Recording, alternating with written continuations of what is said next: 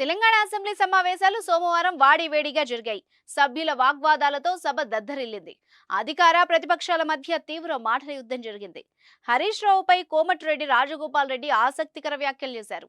మాజీ మంత్రి BRS MLA Harish రావుకు మేనమామ లక్షణాలు ఎక్కువగా వచ్చాయని కాంగ్రెస్ ఎమ్మెల్యే కోమటిరెడ్డి రాజగోపాల్ రెడ్డి చెప్పారు. ముకుందా జ్యువెలర్స్ తెలంగాణలో మొట్టమొదటి ఫ్యాక్టరీ అవుట్లెట్ మన కొత్తపేటలో ఫిబ్రవరి 14న గొప్ప శుభారంభం. సోమవారం నాడు కృష్ణా ప్రాజెక్టులు కేఆర్ఎంబీ సంబంధిత అంశాలపై రాష్ట్ర ప్రభుత్వం తీర్మానం ప్రవేశపెట్టింది. ఈ విషయమై సభలో అధికార విపక్ష సభ్యుల మధ్య మాటల యుద్ధం సాగింది. భారత రాష్ట్ర సమితి ఎమ్మెల్యే హరీష్ రావు ప్రసంగిస్తున్న సమయంలో మునుగోడు ఎమ్మెల్యే కోమటిరెడ్డి రాజగోపాల్ రెడ్డి జోక్యం చేసుకున్నారు. బీఆర్ఎస్ పై విమర్శలు గుప్పించారు. తెలంగాణ పదం మీ పార్టీ నుంచి తొలగించినప్పుడే మీ పార్టీ పని అయిపోయింది అన్నారు. టీఆర్ఎస్ ఎప్పుడైతే బీఆర్ఎస్ అయ్యిందో అప్పుడు ఆ పార్టీకి నూకలు చెల్లాయన్నారు. ఉమ్మడి ఆంధ్రప్రదేశ్ రాష్ట్రంలో కంటే కేసీఆర్ హయాంలోనే ఎక్కువ అన్యాయం జరిగిందని కోమటిరెడ్డి రాజగోపాల్ రెడ్డి ఆరోపించారు. సాగునీటి ప్రాజెక్టులపై ఇవాళ అసెంబ్లీలో చర్చ జరుగుతుంటే ముఖం లేకనే మాజీ మంత్రి జగదీష్ రెడ్డి ఇవాళ అసెంబ్లీకి రాలేదని ఆయన విమర్శించారు.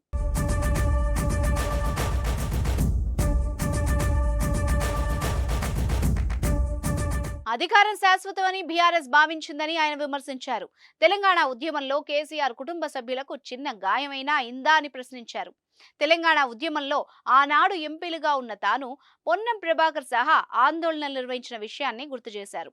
జగన్తో కేసీఆర్ కుమ్మక్కయ్యారని ఆయన ఆరోపించారు. అందుకే నీటి వాటాల్లో తెలంగాణకు అన్యాయం జరిగిందని కోమటిరెడ్డి రాజగోపాల్ రెడ్డి విమర్శించారు. హరీష్ కు మేనమామ పోలికలు వచ్చాయన్నారు. అందుకే కేసీఆర్ కంటే ఎక్కువగా అబద్ధాలు చెబుతున్నారన్నారు. అధికారంలో ఉన్న సమయంలో ఆంధ్రప్రదేశ్ రాష్ట్రం కృష్ణా నీటిని తీసుకెళ్తున్నా కూడా పట్టించుకోకుండా రేపు నల్గొండలో బీఆర్ఎస్ సభ ఏర్పాటు చేయడాన్ని కోమటిరెడ్డి రాజగోపాల్ రెడ్డి తప్పుపట్టారు. అందుకే మొన్న జరిగిన ఎన్నికల్లో ఉమ్మడి నల్గొండ జిల్లాలో కాంగ్రెస్ పార్టీకి ప్రజలు 11 అసెంబ్లీ సీట్లు కట్టబెట్టారన్నారు.